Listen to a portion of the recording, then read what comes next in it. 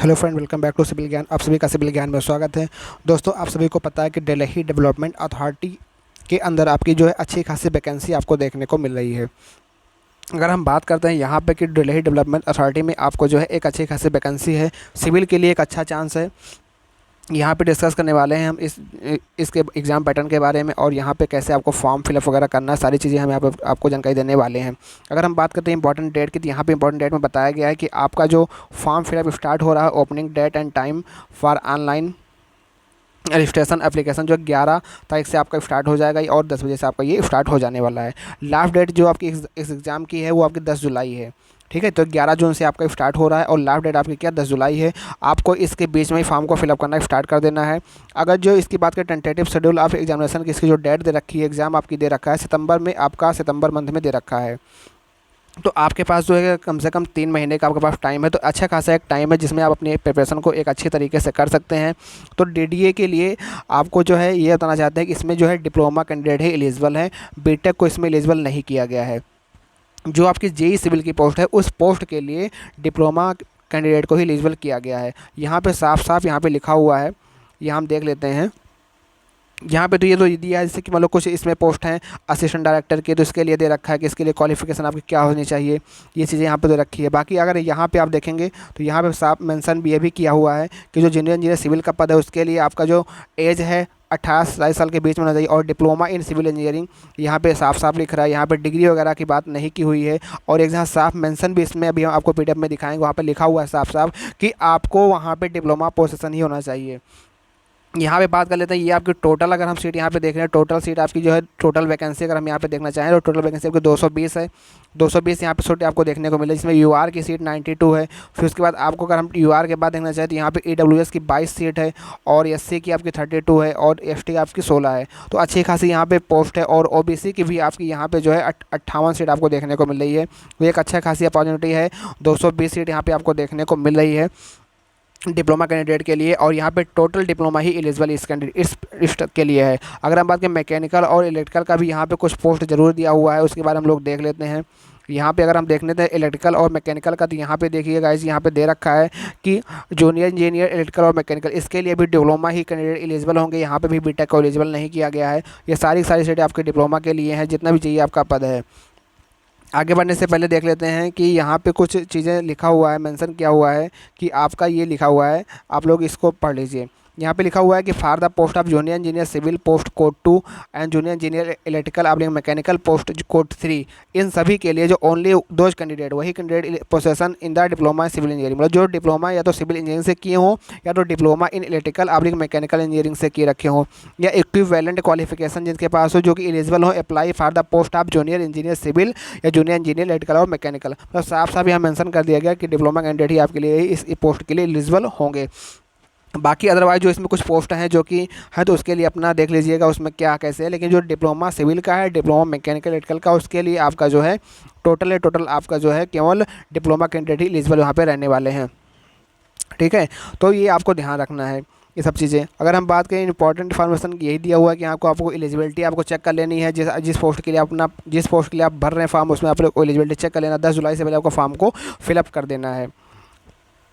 ये सारी चीज़ रहने वाली है। अगर हम बात करें यहाँ पे टोटल आपके जो एग्ज़ाम का पैटर्न और फॉर्म आप लोग भर दीजिए। फॉर्म फिलअप करने के बाद जो है अगर कोई दिक्कत आती है फॉर्म भरने में, तो आप हमको मैसेज भी कर सकते हैं। और यहाँ पे हम जो फीस है भैया, एप्लीकेशन फ़ीस है वो रखा है। Application fee will be 1000 for all category of post, transaction charge of the bank taxes as applicable, ये सब आपको यहाँ पे दे रखा है।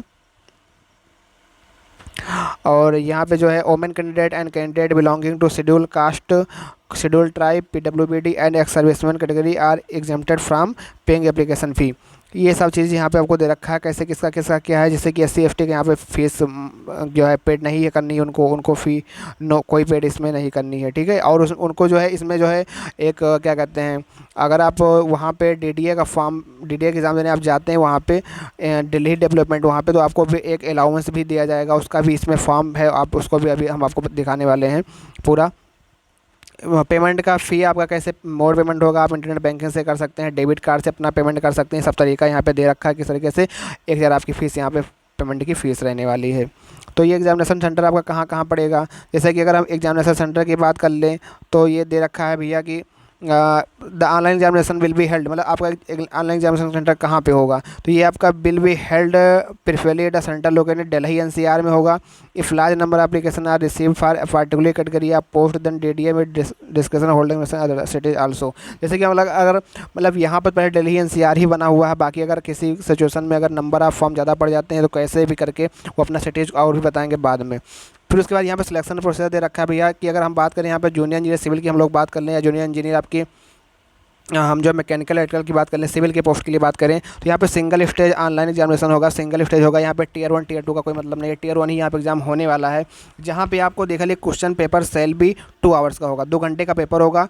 120 मार्क का पेपर रहने वाला है और 120 क्वेश्चन आपको यहाँ पर देखने को मिलेगा। मल्टीपल चॉइस क्वेश्चन आपको एग्जाम में रहने वाला है, जिसमें से आपको reasoning, quantity aptitude, general awareness and English language और आपका जो है एज वेल एज जो डिसिप्लिन जो सब्जेक्ट रहेगा, आप सिविल से हैं सिविल के क्वेश्चन रहेंगे। मतलब आपको टोटल यहाँ पे 120 क्वेश्चन देखने को मिलेंगे। 120 क्वेश्चन में आपको 80 क्वेश्चन आपके टेक्निकल रहने वाले हैं, बाकी 10 क्वेश्चन में आपका एप्टीट्यूड होगा, 10 क्वेश्चन आपका जनरल अवेयरनेस होगा, 10 क्वेश्चन आपका इंग्लिश होगा, 10 क्वेश्चन आपका जो है रीजनिंग रहने वाला है। तो ये आपका इस तरीके से कुछ पैटर्न आपको देखने को मिलेगा। सेम इसी तरह आपका इलेक्ट्रिकल और मैकेनिकल का भी होगा, उनके 80 क्वेश्चन आप उनके ब्रांच से रहेंगे और बाकी सारे क्वेश्चन आपके जो हैं रीजनिंग हो गया, क्वांटिटी एप्टीट्यूड हो गया, जनरल अवेयरनेस हो गया और इंग्लिश लैंग्वेज, इन सभी से रहने वाला है। तो ये यहाँ पे जो जूनियर इंजीनियर का जो पे भी एग्जाम होने वाला है, सिविल का हो या मैकेनिकल हो, दोनों के दोनों पर आपके सिंगल स्टेज एग्जामिनेशन भी आपके रहने वाले हैं।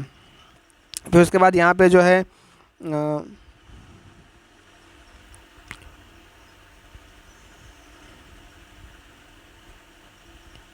पेनल्टी फॉर रॉन्ग, यहाँ पे देख लेते हैं penalty for wrong answer. Wrong answer के लिए क्या पेनल्टी है, यहाँ पे नेगेटिव मार्किंग जिसकी हम लोग बात करते हैं। Candidate should note that in order to discourage this guess work in all such cases where the question is 1 mark, मतलब एक question 1 mark, there will be penalty of 0.33 marks negative marking for wrong answer and multiple answer mark by candidate in the objective type question paper having 4 alternative. ठीक है, however where question in 2 mark they will penalty of 0.6 mark. मतलब कि देखो आपने civil का जो पद है बोलो वहाँ पे आपको 120 क्वेश्चन देखने को मिलेगा। अगर क्वेश्चन के मार्क 1 हैं, एक क्वेश्चन का मार्क है तो उसके लिए नेगेटिव और 1/3, मतलब कि 1/3 मतलब 0.33 नंबर आपका घट जाएगा। ठीक है, नेगेटिव मार्किंग 1/3 की रहने वाली है। अगर कहीं पे क्वेश्चन 2 मार्क का रहेगा तो वहाँ पे आपका 0.66 नेगेटिव मार्किंग देखने को मिलेगी। कहने का मतलब 2/3 करोगे, मतलब क्वेश्चन की बटा 3 तो वही आपका हो जाएगा 318.66 नेगेटिव मार्किंग। तो नेगेटिव मार्किंग आपकी 1/3 आपको देखने को मिलने वाली इस एग्जाम का, ये भी आपको ध्यान रखना भी है। नेगेटिव मार्किंग का भी खास ख्याल आपको रखना है। फिर आपकी यहाँ पे दिया हुआ प्रिपरेशन आप मेड कैसे होगी, फिर ये सारी चीज़ें यहाँ पे आपको दे रखी हैं। बाकी अगर हम बात, आपको फॉर्म फिलअप कर देना है अभी जो है, और कैसे फिर आगे क्या होगा वो तो बात के साथ वेरिफिकेशन कैसे क्या होगा, डॉक्यूमेंट क्या क्या रहेगा, ये सब चीज़ें बात की हैं, उसको अभी हम डिस्कस यहाँ पर नहीं करने वाले हैं।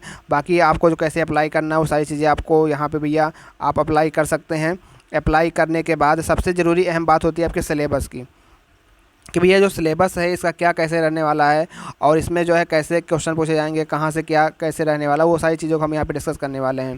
तो यहाँ पे सिलेबस की बात कर लेते हैं हम लोग। जूनियर इंजीनियर सिविल के पद के लिए अगर हम बात करेंगे यहाँ पे, तो यहाँ पे सबसे पहले ये देखो भैया दे रखा है कि आपका जो है टेस्ट ऑफ रीजनिंग होगा, टेस्ट ऑफ क्वांटिटी एप्टीट्यूड होगा, टेस्ट ऑफ जनरल अवेयरनेस का होगा, टेस्ट ऑफ इंग्लिश लैंग्वेज, ये आपका तो रहने वाला है, ये बीच आपको ध्यान रखना है। उसके बाद आपको जो सिविल के लिए ये सारे बिल्डिंग मटेरियल आपको देखने को मिलेगा, फिर सर्विंग आपको देखने को मिलेगा, सॉइल मैकेनिक्स आपको देखने को मिलेगा, हाइड्रोलिक्स हो गया, एनवायरमेंटल इंजीनियरिंग हो गया, स्ट्रक्चरल इंजीनियरिंग हो गया और आपका कंक्रीट टेक्नोलॉजी हो गया, RCC design, RCC beam, steel design, ये सारी चीज़ें आपको जो है देखने को मिलेगी। तो ये आपका सिलेबस रहने वाला है। बिल्डिंग मटेरियल, आपको बिल्डिंग मटेरियल का सब्जेक्ट है तो ये आपको इसको देखना है। बिल्डिंग मटेरियल हो गया, सर्वेइंग हो गया, सॉइल मैकेनिक्स हो गया, तो ये सारी चीज़ें आपको यहाँ पे देखने को मिलेगी। हाइड्रोलिक्स और इन्वायरमेंटल इंजीनियरिंग, ये आपका सिलेबस रहने वाला है। बाकी आप अदर जो 40 क्वेश्चन आपका 40 मार्क जो रहने वाला है यहाँ से आने वाला, रीजनिंग से आपका 40 मार्क यहाँ से कवर होगा, आपको ये ध्यान रखना है। इसी प्रकार इलेक्ट्रिकल और मैकेनिकल के भी सारे सिलेबस दे रखे हैं कि यहाँ पे इलेक्ट्रिकल इंजीनियरिंग होगा, basic electrical circuit law, electronic machine, general transmission and distribution. Mechanical engineering का आपको यहाँ पर दे रखा है flow of fluid, thermal engineering, production engineering, strength of material, ये सारी चीज़ें इस तरह आपको यहाँ पे दे रखी है। तो ये आपकी जानकारी थी। आपको भैया सबसे पहले फॉर्म को फिलअप कर देना है। अगर फॉर्म को फिलअप करने में कोई दिक्कत आती है तो आप हमसे राय ले सकते हैं। बाकी अगर हमारे इस PDF को प्राप्त करना है तो हमारे टेलीग्राम चैनल @सिविल ज्ञान में आप वहाँ पे जुड़ सकते हैं। ठीक है, सिविल ज्ञान आप वहाँ पे जुड़ सकते हैं, हैशटैग सिविल ज्ञान आप वहाँ पे सर्च कर लीजिएगा, हमारा चैनल मिल जाएगा, आप वहाँ पे ज्वाइन हो सकते हैं ऐसी ही इन्फॉर्मेशन वीडियोज़ के लिए। उम्मीद करता हूँ आपको जानकारी अच्छी लगी होगी और आप लोग फॉर्म को फिल करके अपनी तैयारी को लग जाइए। बाकी हम मिलते हैं नेक्स्ट वीडियो में, तब तक के लिए जय हिंद जय भारत, अपना ध्यान रखिएगा, मिलते हैं नेक्स्ट वीडियो में।